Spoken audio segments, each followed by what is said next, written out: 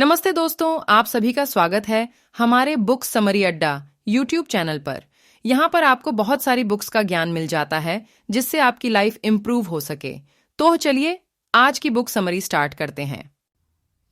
सभी अच्छा काम करना चाहते हैं, लेकिन उसके लिए कई स्किल्स को सीखना होगा। अगर आप जो कर रहे हैं उसमें अच्छा होना चाहते हैं तो आपके अंदर सेल्फ अवेयरनेस यानी आत्म जागरूकता का होना ज़रूरी है। खुद की ताकत और कमज़ोरियों के बारे में जानना बहुत ज़रूरी है। भले ही आप आर्टिस्ट हों या किसी कंपनी के सीईओ, अगर आपको खुद की ताकत और कमज़ोरियों के बारे में पता रहेगा तो आप अपने प्रोफेशनल फील्ड में सही फैसला ले पाएंगे। खुद को जानने का सबसे अच्छा तरीका रिफ्लेक्शन है, या इसी को लोग कभी कभी खुद से मीनिंगफुल बातचीत करना भी कहते हैं।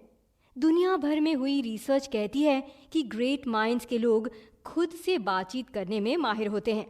वो अक्सर खुद से काफ़ी डीप बातें करते हैं। रिफ्लेक्शन तकनीक के इस्तेमाल से आपके फैसले लेने की क्षमता बेहतर होती है। इस तकनीक की मदद से इंसानी दिमाग गलतियां भी कम करने लगता है।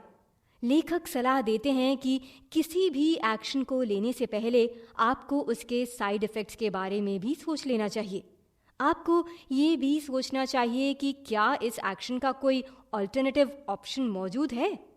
इसके बाद अगर आपने एक्शन ले लिया है तो उसके बाद भी उसका एनालिसिस करना नहीं भूलना है। इससे आपको पता चलेगा कि आपने क्या सही और क्या गलत किया है। ऐसा रेगुलर करने से आपको एहसास होने लगेगा कि अब आप काम में कम गलतियां करने लगे हैं। लेकिन आपको पता होना चाहिए कि डीप और मीनिंगफुल रिफ्लेक्शन के लिए आपको स्पेस की ज़रूरत पड़ेगी। आपको 4 तरह के स्पेसेस की ज़रूरत पड़ेगी: टेम्पोरल, फिजिकल, रिलेशनल और साइकिक। टेम्पोरल और फिजिकल स्पेस का लेना देना समय और लोकेशन से है। रिलेशनल स्पेस का मतलब किसी ऐसे का मौजूद होना जिससे आपके दिमाग को मदद मिले। साइकिक स्पेस का मतलब दिमाग को नई नई जानकारियों से मजबूत बनाने से है। इन सभी स्पेसेस को खुद के लिए क्रिएट करने में काफ़ी समय लगेगा। हार्वर्ड यूनिवर्सिटी में हुई रिसर्च के अनुसार बड़ी बड़ी कंपनियों के सीईओ के पास पूरे हफ्ते में खुद के लिए 15% समय भी नहीं बचता है। तो अब आप ही सोचिए कि अगर सीईओ के पास रिफ्लेक्शन के लिए समय नहीं है तो बाकियों के लिए ये समय निकाल पाना कितना मुश्किल है। भले ही आप रिफ्लेक्शन के लिए समय निकाल लें, लेकिन इसे करना इतना आसान नहीं है। हमें अपने पूरे दिन में कई सारे डिस्ट्रैक्शंस का सामना करना पड़ता है जिनका बुरा असर हमारे मस्तिष्क पर पड़ता है। उन डिस्ट्रैक्शंस की वजह से खुद के दिमाग को शांत कर पाना बिल्कुल आसान नहीं होने वाला है। इसी के साथ लेखक कहते हैं कि कोई भी पैदाइशी जीनियस नहीं होता। आइंस्टाइन भी जब छोटे थे तब उन्हें रिलेटिविटी थियोरी मालूम नहीं थी। ऐसे ही जब मोजार्ट बच्चे थे तब उन्हें सोनाटा बनाना नहीं आता था। आप बोल सकते हो जीनियस लोगों में अलग सा टैलेंट होता है, लेकिन असलियत में टैलेंट सबके अंदर है। आपके अंदर भी कोई ऐसी यूनिक एबिलिटी होगी जो किसी और में नहीं होगी। हो सकता है कि आपका यूनिक टैलेंट अभी हॉबी या इंटरेस्ट के फॉर्म में हो। लर्निंग के लिए स्पेस क्रिएट करके हम अपने अंदरूनी डर से बाहर निकल सकते हैं। हमें हमेशा सीखने के लिए तैयार रहना चाहिए। इसके लिए हमें अपने दिमाग में स्पेस क्रिएट करनी होगी। हमें कुछ नया सोचने के लिए स्पेस क्रिएट करनी होगी। जैसा कि हम जान चुके हैं कि रिफ्लेक्शन खुद के बारे में जानने के लिए एक बेहतरीन तकनीक है। इसी तरह आपको कुछ नया सीखने के लिए भी राइट माइंडसेट के साथ स्पेस क्रिएट करनी होगी। अगर आम लोगों की बात करें तो अधिकांश 2 तरह के माइंडसेट देखने को मिलते हैं। एक तो फिक्स्ड माइंडसेट वाले लोग होते हैं जिनकी सोच सीमित दायरों के अंदर सिमटी हुई होती है। दूसरे ग्रोथ माइंडसेट के लोग होते हैं जो ये सोचते हैं कि वो हमेशा कुछ ना कुछ नया सीख सकते हैं। न्यूरोसाइंटिस्ट डॉक्टर माइकल मर्जेनिक का मानना है कि इंसानी दिमाग सॉफ्ट वायर्स की तरह होता है। उसके अंदर जैसी इंफॉर्मेशन जाती रहेगी वो वैसे ही बदलता रहेगा। मतलब इंसानी दिमाग हमेशा बदलता रहता है। इसका एक और मतलब ये है कि हेल्दी दिमाग हमेशा सीख सकता है, वो हमेशा बदल सकता है और इस तरह से हम अपने डर से भी बाहर आ सकते हैं। इसलिए हमें फियर ऑफ फेलियर को भी पॉजिटिव एटीट्यूड के साथ लेना चाहिए। ह्यूमन बिहेवियर का फियर नेचुरल हिस्सा होता है। इसे पूरी तरह से अवॉइड भी नहीं किया जा सकता है, लेकिन कुछ फियर बेमतलब के होते हैं। इन बेमतलब के डर की वजह से आपका सुकून खत्म हो सकता है। इसलिए बहुत जरूरी होता है कि आप इनसे डील करना सीख लें। यहाँ लेखक जैक की कहानी बताते हैं। जैक एक एथलीट थे, लेकिन वो कई सालों तक अपनी सेक्सुअलिटी को लेकर काफी डर में थे। दरअसल जैक गे थे। उन्होंने अपनी सेक्सुअलिटी लोगों के डर की वजह से छुपा कर रखी हुई थी। उनके टीममेट्स को भी नहीं मालूम था कि जैक गे हैं। उनकी एक गर्लफ्रेंड भी थी जिसने जैक को मूडी बोलते हुए छोड़ दिया था। बाद में जैक ने एक लड़के को डेट करने की शुरुआत की थी। ये डेटिंग भी वो सीक्रेटली ही कर रहे थे, लेकिन जैक के अंदर बसे डर ने इस रिश्ते को भी खत्म कर दिया था। जैक को समझना चाहिए था कि सेक्सुअलिटी बस आइडेंटिटी है, इससे ज्यादा कुछ भी नहीं है। लेकिन एक अजीब से डर ने उनकी लाइफ को नर्क बना दिया था। पता नहीं उन्हें किस चीज का डर था। इस डर ने उनकी पर्सनल लाइफ से लेकर प्रोफेशनल लाइफ तक को खराब कर दिया था। डर कोई भी हो, उसे पहचानने की कोशिश करिए। आपको पता होना चाहिए कि आपको किस चीज से डर लग रहा है। जैक की लाइफ में टर्निंग पॉइंट तब आया जब उन्होंने एक सेशन अटेंड किया। उस सेशन में उन्होंने सामने वाले को खुलकर अपने दिल की बात बताई। उस समय जैक के सामने कोई नहीं था। जैक ने अपने दिल की सारी बातें बता दी थीं। एक बार जैसे ही जैक को पता चल गया कि उसका डर इतना बड़ा नहीं है जितना उसने बना दिया है, उसी वक्त उसने फैसला कर लिया था कि अब उसे इस डर को खत्म करना है। अपने बिलीफ सिस्टम और इमोशंस को समझने की कोशिश करें। जीवन में सफलता हासिल करने के लिए एक स्पेस की खास जरूरत है। उस स्पेस का नाम स्पेस टू कनेक्ट है।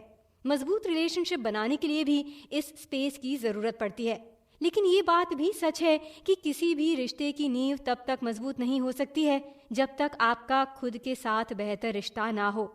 स्पेस टू कनेक्ट का मतलब ये भी है कि खुद के लिए ऐसे समय का चुनाव करना जहां आपको पता है कि आपके दिमाग और बॉडी में क्या चल रहा है। मतलब आपको खुद के साथ अच्छे से रूबरू होना है। आपको खुद के इमोशंस को ऑब्जर्व करना है। हम सभी के एक्शंस को हमारे स्ट्रॉन्ग इमोशंस कंट्रोल करते हैं, लेकिन खुद का स्पेस टू कनेक्ट क्रिएट करके आप अपने इमोशंस को कंट्रोल कर सकते हैं। लेकिन अब सवाल ये भी उठता है कि इस स्पेस को क्रिएट कैसे करेंगे। आपको बता दें कि इसे करने के कई तरीके हैं। एक तरीके का नाम feeling and number check in है।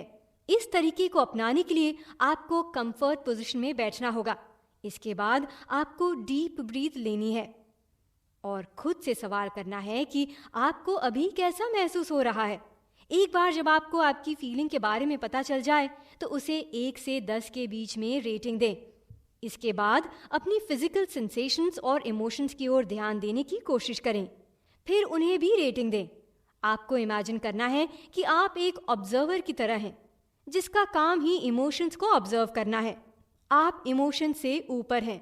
जब आप इस एक्सरसाइज को हफ्ते में कई बार करने लगेंगे तब आपका इमोशनल इंटेलिजेंस पहले से बेहतर होने लगेगा।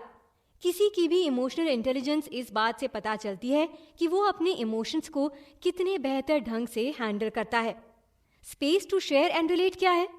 इसकी मदद से बेहतर वर्क एनवायरनमेंट तैयार किया जा सकता है। अभी तक आपको पता चल चुका है कि जीवन में सफल होने के लिए खुद के इमोशंस के साथ कनेक्शन बहुत जरूरी है, लेकिन दूसरों के साथ भी आपके अच्छे कनेक्शंस होने चाहिए। ऐसा करने के लिए आपको space to share and relate की जरूरत पड़ेगी। इसकी मदद से आप अपनी जिंदगी में बेहतर टीम बना पाएंगे। साथ ही साथ आपके रिलेशनशिप्स भी मजबूत होंगे। एक समय था जब लेखक बेवरेज कंपनी के लिए काम किया करते थे। वहां उन्होंने ऐसी टीम के साथ काम किया था जो कि अधिकतर ही अपने टारगेट से चूक जाया करती थी।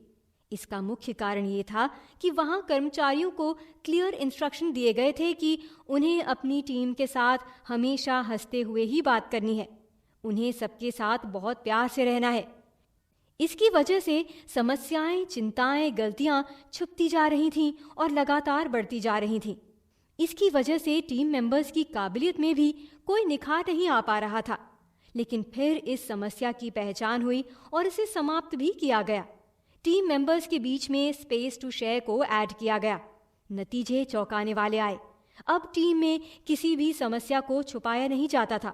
अब टीम के सभी मेंबर्स अपनी बात खुलकर बोर्ड के सामने रखते थे। उन्हें इस बात का डर नहीं था कि सामने वाला कैसे रिएक्ट करेगा। टीम ने रिस्क लेना सीख लिया था, हालांकि कई बार उसे फेलियर का भी सामना करना पड़ता था, लेकिन ये लर्निंग और बढ़ने के प्रोसेस में ही आता है। मजबूत रिलेशनशिप के लिए स्पेस टू रिलेट मेथड का भी उपयोग किया जा सकता है। लेखक डुआन और कैथरीन ओकेन ने साल 2016 में एक किताब लिखी जिसका नाम real the power of authentic relationships है। इस किताब में उन्होंने क्लिनिकल स्टडीज का हवाला देते हुए बताया है कि इंसान की सारी मानसिक दिक्कतों का पता लगाया जा सकता है। इंसानी दिक्कतों का कनेक्शन उसके खराब रिश्तों से जुड़ा हुआ होता है। जितनी भी दिमागी बीमारियां हैं, भले ही वो डिप्रेशन हो या फिर एंजाइटी अटैक, सभी का कनेक्शन किसी ऐसे इंसान से जुड़ा होता है जो कि आपकी जिंदगी में मौजूद होता है या फिर वो कभी आपकी जिंदगी का हिस्सा था। स्पेस टू रिलेट की मदद से आप अपने रिश्तों को बेहतर कर सकते हैं। आपको इतना तो पता चल ही जाएगा कि दिक्कतों की मूल जड़ कहाँ है। इसके लिए एक पेन और पेपर लीजिए। उसके बाद पेपर के सेंटर में खुद का नाम लिखिए। उस नाम से कई लाइंस खींचिए। इसके बाद लाइंस के एंड में उन सभी लोगों के नाम लिखिए जो लोग आपकी जिंदगी में मौजूद हैं। सबके साथ अपने संबंध को रेटिंग दीजिए। ये रेटिंग 1 से 10 के बीच होनी चाहिए। इसके बाद आपको पता चल जाएगा कि अभी किस रिश्ते के ऊपर काम करने की जरूरत है। ये थोड़ा उबाऊ काम लग सकता है, लेकिन रिश्तों को बेहतर करने के लिए इतना तो करना होगा। जितने अच्छे आपके रिश्ते होंगे उतनी ही अच्छी आपकी जिंदगी होगी। प्रोडक्टिविटी को बढ़ाने के लिए प्लानिंग का होना बहुत जरूरी है। कई लोगों को तुरंत सब कुछ करने में बहुत मजा आता है, लेकिन अगर आपको प्रोडक्टिव होना है तो फिर आपको प्लानिंग सीखनी होगी। इसमें कोई शक नहीं है कि जिम्मेदार बनकर प्रोडक्टिविटी को बढ़ाया जा सकता है, लेकिन जिम्मेदारी लेने बस से काम नहीं चलने वाला है। आपके पास अपने लक्ष्य तक पहुंचने का प्लान भी होना चाहिए। उस प्लान को छोटे छोटे टुकड़ों में बांट लेना चाहिए। इसके लिए आप डेली प्लान भी बना सकते हैं। डेली प्लान के लिए स्केड्यूल तैयार करें। आपको पता होना चाहिए कि आपके लिए क्या क्या काम जरूरी है।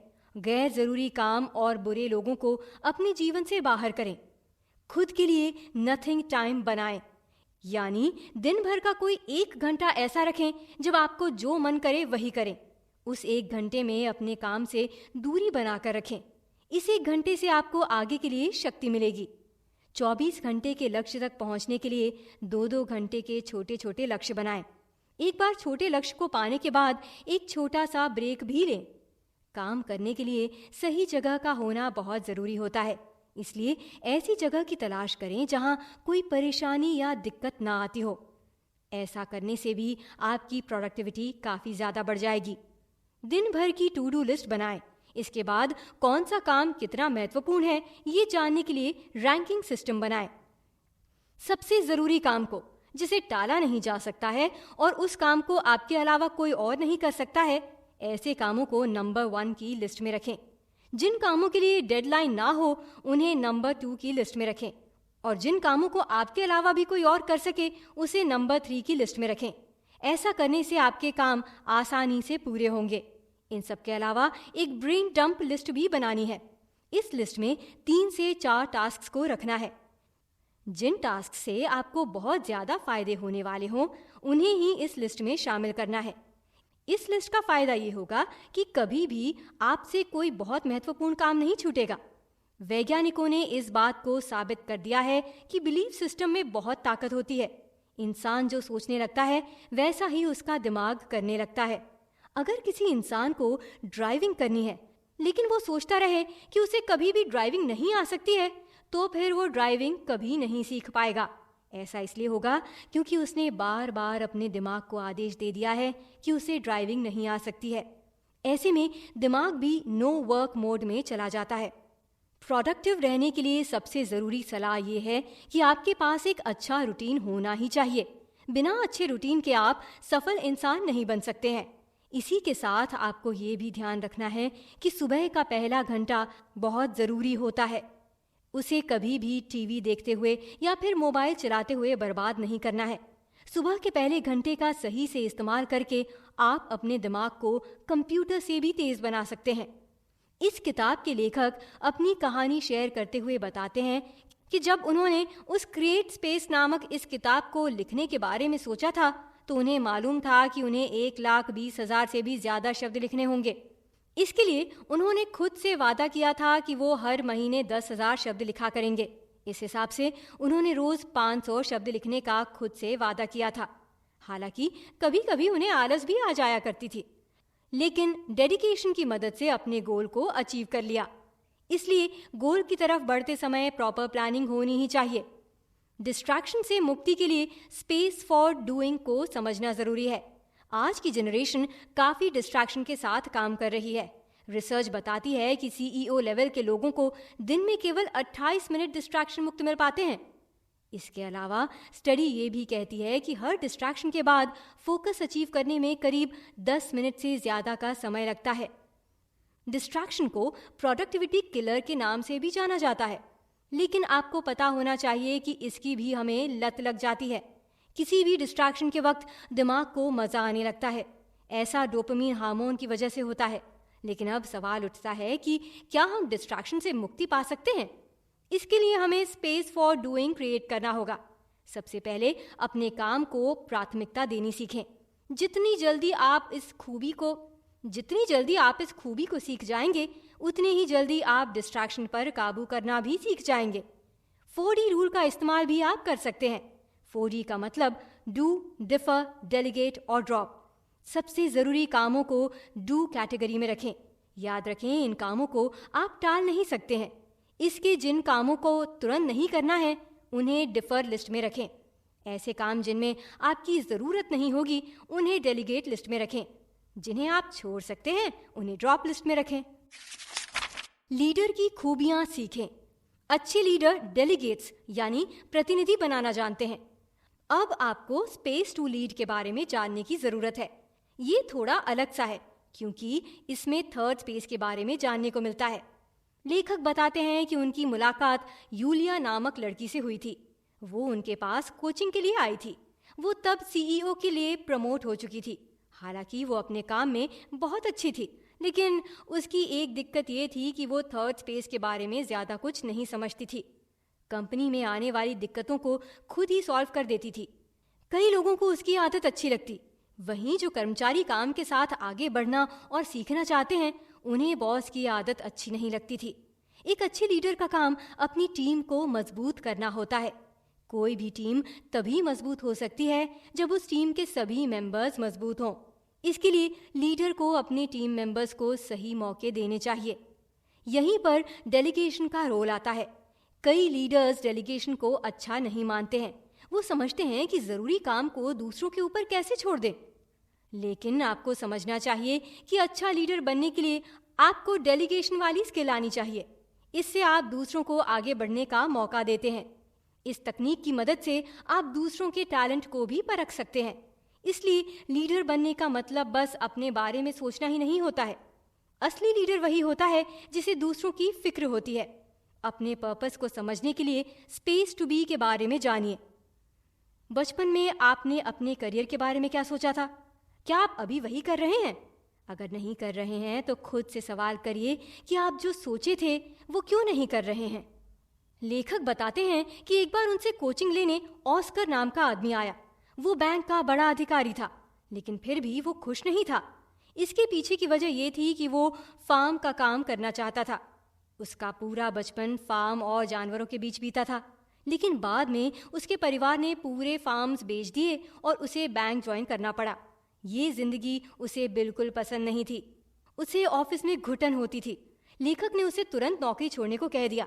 उसने भी यही किया और अपने पैशन को फॉलो करने के लिए पहला कदम बढ़ाया। ऑस्कर की तरह हम सभी को अपने जीवन में स्पेस टू बी को क्रिएट करने की जरूरत है। हमको खुद से ईमानदार रहना चाहिए। हमें पता होना चाहिए कि हम क्या करना चाहते हैं और हम क्या कर रहे हैं। हम लोगों में से ज्यादातर लोग पूरी जिंदगी दूसरों की नौकरी करने में बिता देते हैं। हम अपनी जिंदगी में दूसरों के सपने को पूरा कर रहे होते हैं। इसका रिजल्ट भयावह है। हम खुद कभी खुश नहीं रह पाते हैं। इसलिए आज ही अपने पैशन की तलाश करें और उसके ऊपर काम करने की शुरुआत करें। इसके लिए खुद से सवाल भी कर सकते हैं कि अगर आपके पास आखिरी 6 महीने हो तो आप कौन सा काम करना चाहेंगे? स्पेस टू ग्रो के बारे में समझिए। इससे आप अपनी पूरी जिंदगी बदल सकते हैं। अपने भविष्य को बेहतर से भी बेहतर करना ही स्टेप्स टू ग्रो है। इसके लिए भी हमें खुद की सिचुएशन से ईमानदार रहना चाहिए। इसी के साथ हमें रियलिटी के बारे में भी पता होना चाहिए। ग्रोथ भी जिंदगी की तरह ही होती है। इसके लिए भी कई कठिन फैसले लेने पड़ते हैं। हमें याद रखना चाहिए कि हमारे फैसलों की तस्वीर ही हमारी जिंदगी होती है। इसलिए फैसले हमेशा सोच समझ कर लेने चाहिए। इसी के साथ याद रखें कि हर अवसर की एक कीमत होती है। जब हम किसी एक चीज का चयन करते हैं तो दूसरे को नकारना पड़ता है। उसी को अपॉर्चुनिटी कॉस्ट कहा जाता है। ये कीमत हमारी जिंदगी में ग्रोथ के लिए बहुत जरूरी होती है। लेखक सलाह देते हैं कि जब भी जिंदगी में बड़े फैसले लेने हों तो खुद के साथ नंबर 1 मीटिंग जरूर करना। ये मीटिंग आपके साथ ही होगी। इस मीटिंग से आपकी पर्सनालिटी की काफी अच्छी ग्रोथ देखने को मिलेगी। इस मीटिंग में खुद के गोल से जुड़े हुए सवाल खुद से ही पूछने होंगे। इसी के साथ याद रखें कि जिंदगी कभी भी परफेक्ट नहीं होगी।